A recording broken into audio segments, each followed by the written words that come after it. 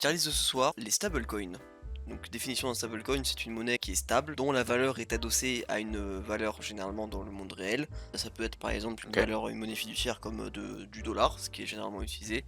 On a aussi de l'euro, comme on a en Mmh. Europe par exemple. Ça marche aussi. Je crois que tu as mis de l'or, non? C'est pas ça? Ouais, j'ai mis un peu d'or. C'était histoire de dire qu'il y a des stablecoins de Real World Asset, quoi. Voilà. En premier, les meilleurs projets, ce sera Viva la Vida. En deuxième, j'aime l'idée des stablecoins qui sont sympas. On aime l'idée, à voir s'ils sont bien gérés, etc. En Ouais. troisième, il y a Stablecoin. T'as mis ça vraiment? Ouais, j'ai mis, il est stable. Il est dans la catégorie, On va il mettre, est là. Bon, c'est un stablecoin, quoi. on va mettre la catégorie des stables quand même, c'est plus marrant. En quatrième, il est malade ton stable, donc des projets moins bien qui sont un peu malades. Dernière catégorie, c'est quoi? C'est directement à zéro, c'est ça? C'est road to Ah zéro, oui. le prix.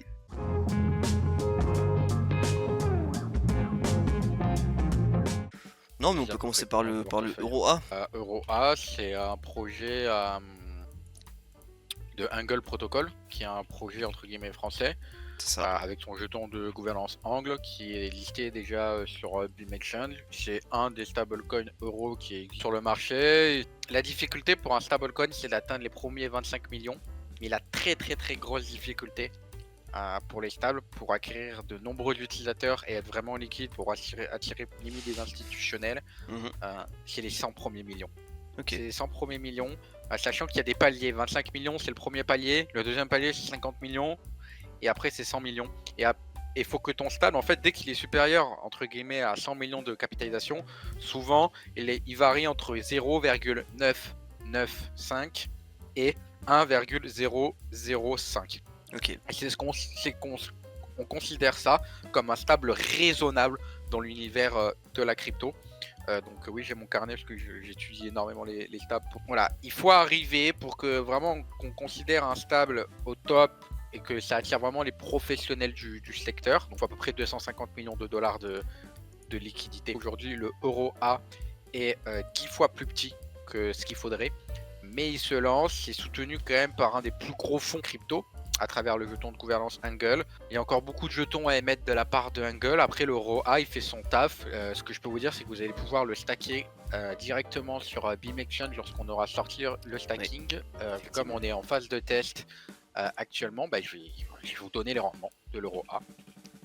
Tout simplement. Parce que c'est aussi ça qu'on va noter ce soir. Est-ce qu'on va être capable d'avoir des bons rendements sur les stables? Voilà. L'euro A, vous allez pouvoir le stacker en dual asset sur Optimism ou sur Base ou sur whatever. Entre 1,1% sur un petit pool et quand même 20%. Donc ça fait partie des bons rendements de stable. Et il y a beaucoup de liquidités qui est en train de rentrer. Moi qui discute assez souvent avec Pablo sur différents points. Mhm. Assez bullish moi de toute façon sur ce projet là, surtout que c'est français, ça donne c'est bien géré, c'est une vraie DAO.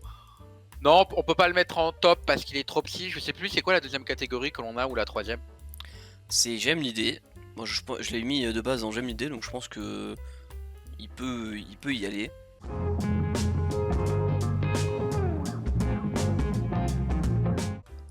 Ensuite, USDX. Oula. Certains, des fois, ils connaissent des pegs. Alors je crois que l'USDX, je crois que ça a mal tourné cette affaire. Le 11 avril 2023, il est tombé à Mais 0,1. Ah oui, puis là, il est pas. il est mort. Ouais, C'est plus instable. ouais, C'est plus instable. il est plus stable. Alors, on va quand même enquêter un peu plus, Ouais. mais pour moi, c'est listé nulle part en fait. C'est le stablecoin sur la blockchain Kava qui n'est pas stable, du coup, le stable, qui a juste complètement des pegs et qui est sur accident entre parenthèses Bitmart. Non, mais c'est terminé, c'est tout sauf stable. Donc, non, mais c'est plus stable. Bon, bah, C'est plus salut stable. alors. Ouais, oui, on va pas passer 10 ans dessus. Allez. C'est plus un stablecoin, donc c'est 0. De toute façon, oui, hein, c'est un peu con, mais c'est une des caractéristiques principales. Hein, c'est si on Ah, mais a c'est des la stables, première. alors s'il est pas stable, bah voilà.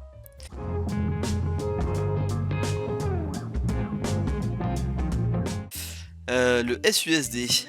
C'est celui de Synthetix. Ouais. Moi, j'adore Synthetix. Alors, Synthetix, c'est de la crypto-monnaie synthétique qui a pour objectif de synthétiser un actif réel sur le monde de la blockchain pour faire très simple. c'est un stable auquel il y a énormément de rendement dessus. On tourne à 30% sur notre futur protocole. Moi, j'adore. Aujourd'hui, il vaut 33 millions.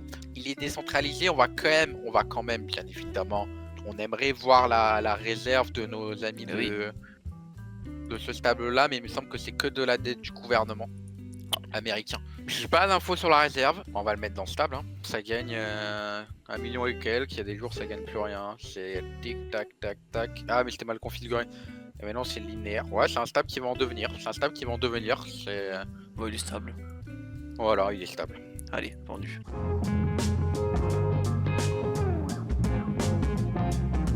Le Tether Gold. Et ben c'est l'USDT fait par la plus grosse société qui gagne le plus d'argent, mais qui cette fois en fait c'est sur de l'or. Ok. Donc qui reflète le prix d'une once d'or.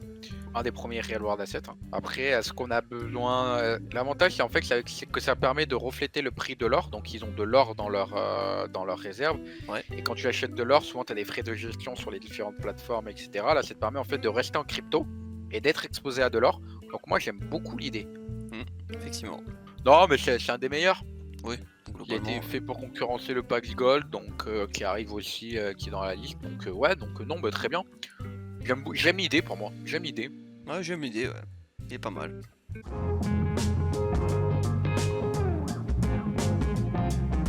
Le DAI. J'aime beaucoup.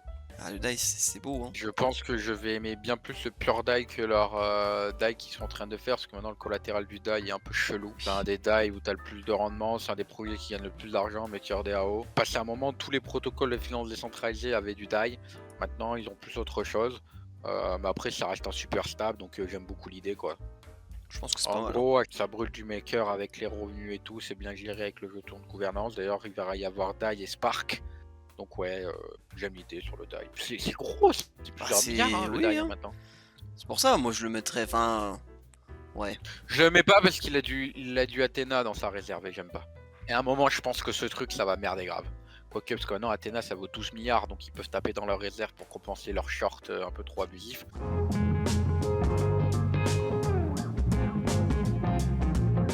Alors, Monerium, le Euro E. Alors, on l'a mis, pour moi, c'est Viva la Vida. Même si Ah ouais. c'est centralisé, parce qu'aujourd'hui, C'est vrai que leur technologie, elle est incroyable. Hein. Aujourd'hui,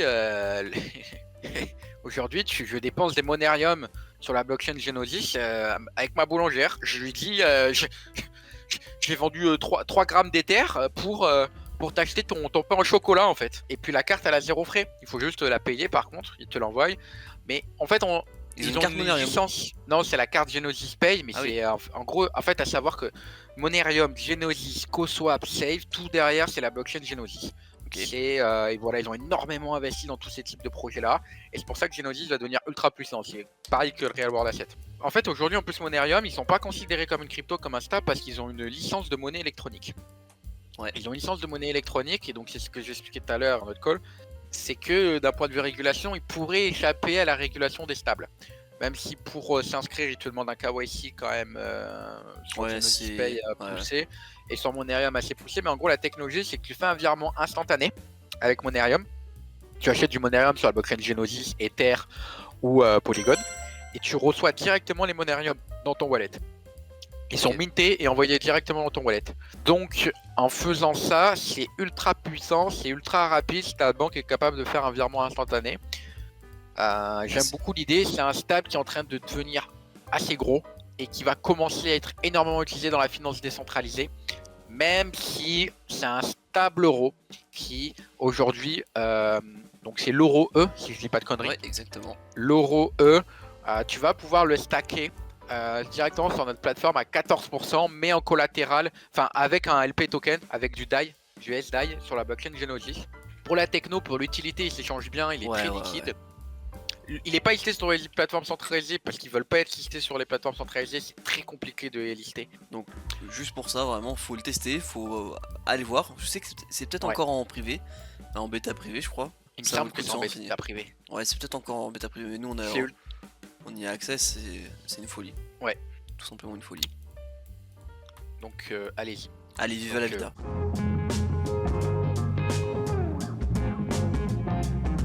Wrapped USTC. Oulala, qu'est-ce que c'est que ce truc? Mais c'est le stablecoin de Terra Luna. Ah, c'est bah plutôt oui. l'USTC. C'est plutôt l'USTC, c'est pas forcément le Wrappé, mais peu importe, Ouais. c'est la même merde. Ouais. Bah, c'est game over, hein, c'est Ah, c'est- zéro. Sachant que on a appris aujourd'hui que le premier ministre de je sais plus quel pays, Ils en avaient ouais, ils avaient investi dans le Terra Luna. C'était un des premiers actionnaires de la holding. L'erreur. Ouais, ce truc-là, c'était pyramidal, mais c'est un peu comme peut finir Athénas. Donc, ciao. Ah, un gros dépec, ça se voit de toute façon. Rien à dire là-dessus. Hein, je crois qu'on en a parlé À la dans un petite article. histoire, Vas-y. À la petite histoire, quand le truc a crash, je me suis dit attends, Terra Luna c'est tellement gros et tout, ça peut pas crasher. J'avais converti une partie de mes stables en cette connerie en me disant ça va repeg. Bah ça a pas repeg. L'erreur. Bon, non mais c'était une petite somme. Et après en fait quand j'ai perdu quoi 5%, tu vois. J'ai rien perdu parce que quand j'ai compris le mécanisme où en fait il était obligé de minter des Terra Luna et que plus il mintait, plus Terra Luna était vendu, plus je dis ok c'est terminé. C'est terminé. Finito. Donc ouais, finito pipo, c'est pas stable, voilà.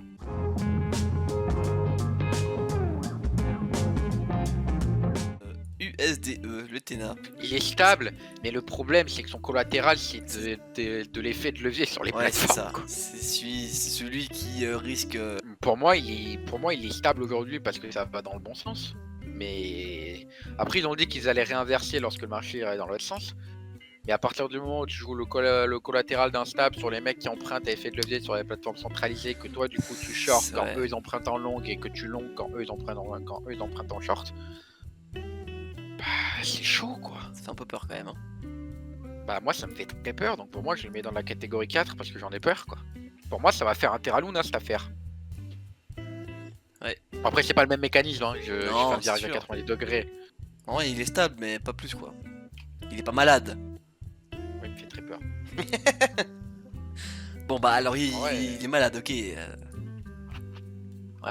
moi il me fait trop peur ce truc. Allez, va pour il est malade si tu veux.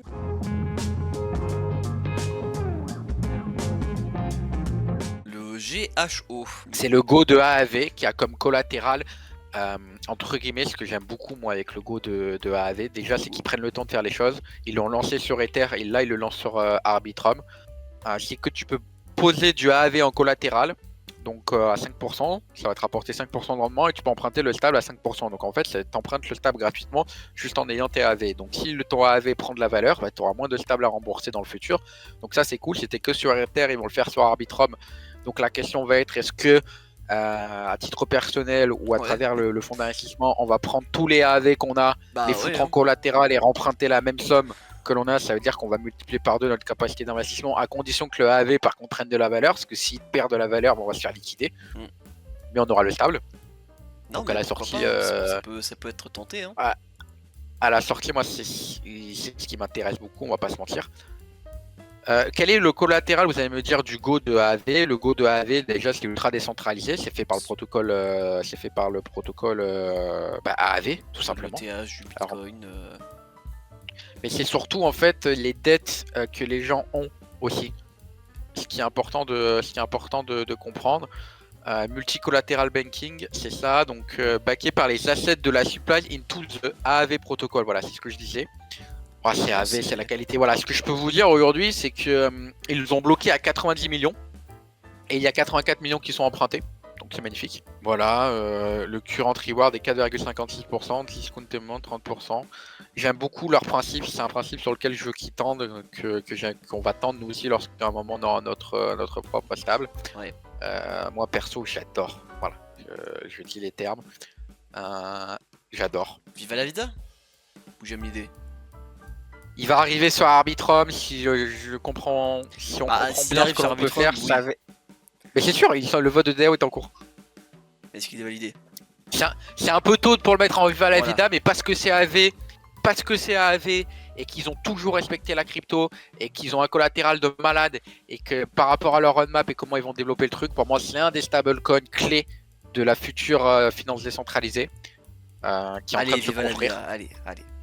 C'est Viva la Vida et je vous le dis, vous allez pouvoir le stacker sur la plateforme sur Ethereum, j'espère bientôt sur Arbitrum, en LP token, avec un autre stablecoin où je me dormirai dessus si c'est possible, entre 18 et 21%.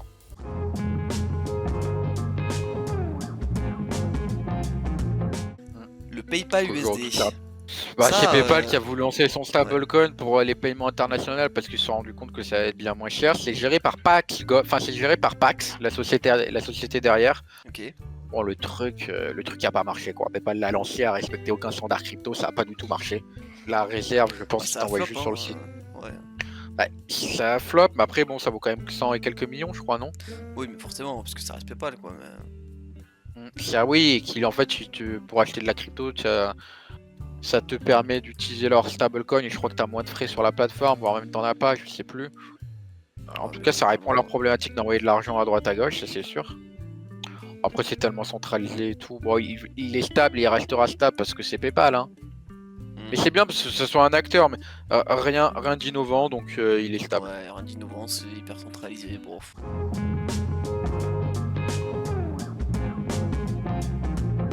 Le Stasis a... Stasis Euro, le plus gros stable euro aujourd'hui sur le marché. C'est ça. J'aime beaucoup lister sur la plateforme, la simplification pour en acheter, même s'il faut toujours justifier des choses, mais ça c'est parce qu'on est européen, on aura plus ce problème là, même si voilà, j'ai encore rediscuté avec eux, ils ont encore augmenté récemment le plafond pour notre plateforme. J'aime beaucoup. C'est bon, voilà, c'est un stable euro qui est gros, qui s'échange bien, qui a de la liquidité sur Polygon. J'aime l'idée, pour moi c'est le plus gros stable euro de toutes les manières, il me semble qu'il est devant le TTR euro. Oui, tout à fait. Donc Non, c'est très solide, hein. Voilà. J'aime l'idée. Pour moi, j'aime l'idée parce que c'est un stable euro. Et qui fait le taf et que pour nous, c'est bien.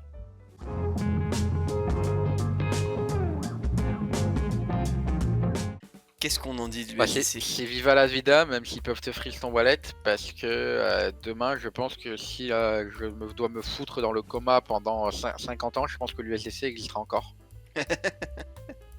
Et juste pour ça, Ouais. et je pense qu'il y aura toujours du rendement dessus, hein, de l'USDC, c'est un des stables les plus utilisés dans la finance décentralisée, beaucoup de protocoles l'utilisent, et juste pour donner une ordre d'idée sur le rendement de l'USDC, donc face à du non stable, vous allez pouvoir monter jusqu'à 800% sur certains projets crypto. Directement sur que du stable, vous allez être à 41%, 30%, sur un panel de stable 29%, 27 sur différents protocoles, sur différentes blockchains. À chaque fois, on parle de Base, Arbitrum, Optimism, Ethereum. Pour moi, c'est viva la vida, quoi.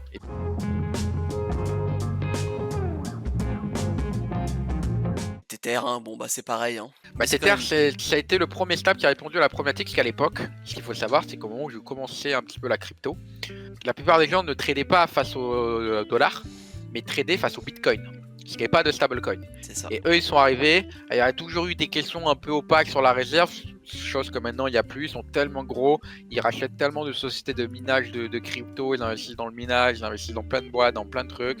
Et c'est la boîte aujourd'hui qui est la plus rentable par rapport à leur nombre de salariés. Il me semble que chaque salarié rapporte 100 millions par trimestre, si je dis pas de conneries.